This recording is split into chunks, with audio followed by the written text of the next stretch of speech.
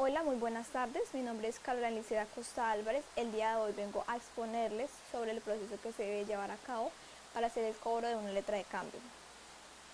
En términos generales y resumidos, para que una persona del común y una persona que no tenga conocimientos en derecho civil o en el derecho pueda entender cómo se debe llevar a cabo este procedimiento. En primer lugar, una letra de cambio es un título de valor que se consagra en la ley comercial colombiana. Este título de valor tiene algunos parámetros que deben estar claros descritos dentro de la letra. Entre ellos es el nombre de quien presta el dinero, el nombre a quien se le presta el dinero, en este caso quien suscribe la letra de cambio, la fecha en la que se presta el dinero, la fecha en la que se debe pagar el dinero y en dónde se debe pagar el dinero.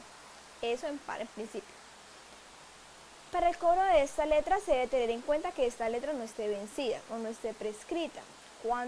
¿Cuándo prescribe las letras de cambio? Las letras de cambio tienen una fecha de prescripción de tiempo de prescripción de 3 años cortados a partir de la fecha del vencimiento de la misma. Es decir, si la letra que se emite tiene una fecha de vencimiento del 1 de enero del 2017, esta tendrá una fecha de prescripción del 2 de enero del 2020. ¿Por qué? Porque se cuenta a partir del día siguiente al vencimiento de la misma. En ese orden de ideas y prosiguiendo, para realizar el cobro de esto se debe interponer una demanda ejecutiva ante un juez civil. ¿Cómo se determina la competencia del mismo? Dependiendo de la cuantía de la letra. Si la letra es de menos de 40 salarios, por menos de 40 salarios mínimos será una mínima cuantía. Si supera o asciende a más de 40 salarios mínimos, ha de ser un proceso de mayor cuantía. ¿Eso qué me quiere decir? Que si la letra de cambio tiene menos de 40 salarios mínimos, muy seguramente la competencia jurisdiccional le corresponderá a el juez civil municipal. Mientras que si la letra de cambio es por más de 40 salarios mínimos y es una mayor cuantía, va a corresponderle al juez civil del circuito. Frente a ello se debe interponer una demanda ejecutiva para el cobro de una obligación clara, expresa y actualmente exigible. Actualmente exigible porque no está prescrita. Expresa y clara, como ya lo había expuesto, porque está específicamente detallada las cosas que se deben tener en cuenta para el cobro de la misma. Bueno, ¿cuál es el proceso frente a este proceso ejecutivo? Inicialmente se interpone una demanda ante el despacho, se radica en la oficina de reparto, se continúa con la radicación del mismo, se le da un número serial, el cual indica cuál es el número del proceso. Este número serial va compuesto del número del municipio, la jurisdicción, el despacho y el radicado del proceso. En este caso es un número de 23 dígitos, que es el que nos ayudará a buscar nuestro proceso en la página de la rama judicial en caso tal de que el juzgado maneje dicha plataforma. O en los juzgados de pequeñas causas y competencias múltiples manejan una plataforma diferente que se llama TIVA o siglo XXI.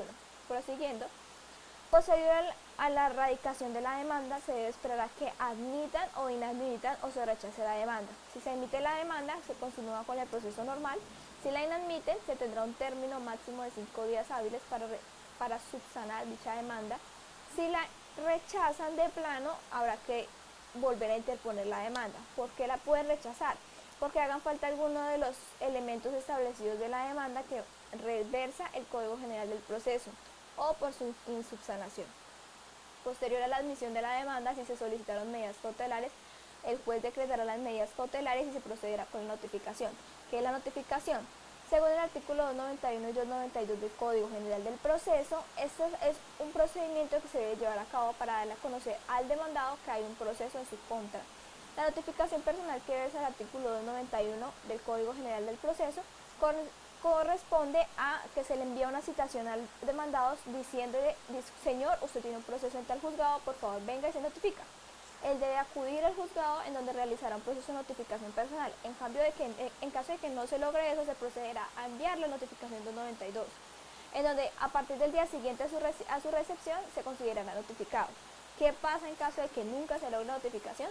Se le deberá nombrar a esa persona un curador ad litem. ¿Qué es un curador ad litem? Un curador ad litem es el que se nombra después de interponer un edicto en un medio de amplia comunicación para que el mundo entero sepa que hay un proceso en contra de la persona. Si la persona nunca aparece, el Estado, para no vulnerar el debido proceso y el derecho a la defensa, le asigna un curador ad litem, que es un abogado que va a ejercer las funciones que a este le correspondan. Posterior a este trámite, en caso de que sí se lograra notificar al demandado dentro del presente proceso, se procederá a esperar a que éste, dentro de un término no mayor a 10 días, interponga ante el juzgado unas excepciones, ya sean de fondo o de mérito. Estas excepciones se deben estar estipuladas claras y expresas frente a los hechos y frente a las pretensiones. Posterior a dicha acción, el juzgado corre traslado al demandante para decirle que esta persona se opuso a lo que la persona pretendía. Y así el demandante poder descorrer ese traslado de excepciones. Posterior a eso se irá a una audiencia en donde se iniciará por una audiencia de conciliación. El Estado y la jurisdicción y el aparato judicial siempre a buscar que se logren resolver las diferencias de la manera más pacífica y más eficaz para las partes. Entonces se llevará a cabo dicha audiencia. En caso de que dicha audiencia no se logre evacuar todas, se irán a una segunda audiencia, que es la audiencia de instrucción y juzgamiento, para posterior emitir una sentencia en donde ya se decidirá si sigue adelante la ejecución del proceso o no. Posterior a la audiencia y a la sentencia se deberá llegar a una liquidación del crédito al juzgado, donde le exprese el demandante a la fecha al juzgado, al despacho y al juez cuánto se adeuda de dicha obligación.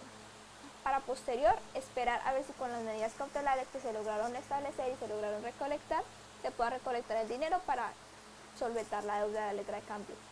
Esto fue una abrebocas para las personas que no tienen mucho conocimiento en el derecho, para que puedan conocer a grandes rasgos qué es lo que puede pasar o cuál es el tiempo que se puede demorar un proceso ejecutivo. Un proceso ejecutivo se demora lo que el Estado o el abogado logre recaudar los medios probatorios suficientes para lograr notificar a la persona y para que se pueda recolectar plata por medio de las medidas cautelares. Estas pueden ser embargos, pueden ser secuestro de los inmuebles. Todo es un proceso que su abogado con mucho gusto le va a explicar en frente a los procesos puntuales que ustedes lleven. Muchísimas gracias. Recuerden que mi nombre fue Carolina Costa Álvarez y que estén muy bien.